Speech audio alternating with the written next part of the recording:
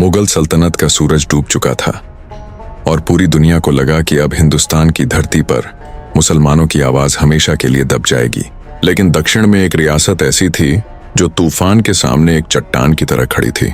वो थी मैसूर की सल्तनत और उसका सुल्तान, जिसे इतिहास शेर मैसूर के नाम से जानता है, टीपू सुल्तान।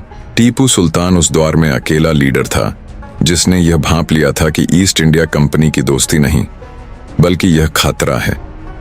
जब मराठा और निजाम जैसे बद्दे शासक अंग्रेजों के साथ संधियां कर रहे थे तो टीपू ने उनके मुंह पर कह दिया, मैं गुलाम बनकर जीने के बजाय एक आजाद शेर की तरह मरना पसंद करूंगा। जिस पर दिल्ली के बादशाह उसे गद्दार और नासमझ कह रहे थे। लेकिन टीपू की यह बात बिल्कुल सही थी, क्योंकि मैसूर को जीतने के बाद अंग्रेजों का अगला और आखिरी टारगेट दिल्ली की सल्तनत थी। आखिर टीपू में इतनी हिम्मत आई कहां से? टीपू के वालिद हैदर अली ने मैसूर की फौज को ऐसा मजबूत किया कि उसने 4 बार अंग्रेजों को धूल चटाई। लेकिन असली हिम्मत टीपू को उसकी विरासत से मिली थी।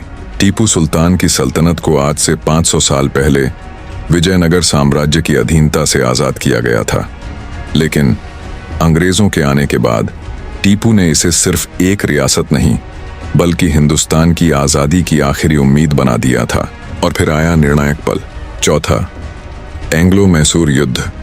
श्रीरंगपट्टनम की दीवारें टूट चुकी थीं। अंग्रेजों ने चारों तरफ से टीपू को घेर लिया। उसके वजीरों ने कहा, आप छुपकर निकल जाइए, हम फिर लड़ेंगे। लेकिन टीपू सुल्तान ने अपनी तलवार उठाई और कहा, शेर की एक दिन की जिंदगी गीदड़ की 100 साल की जिंदगी से बेहतर है। वो भागने के बजाय अपनी राजधानी के दरवाजे पर शहीद हो गया। उस बागी ने अपनी मौत से दुनिया को बता दिया कि आजादी की कीमत क्या होती है।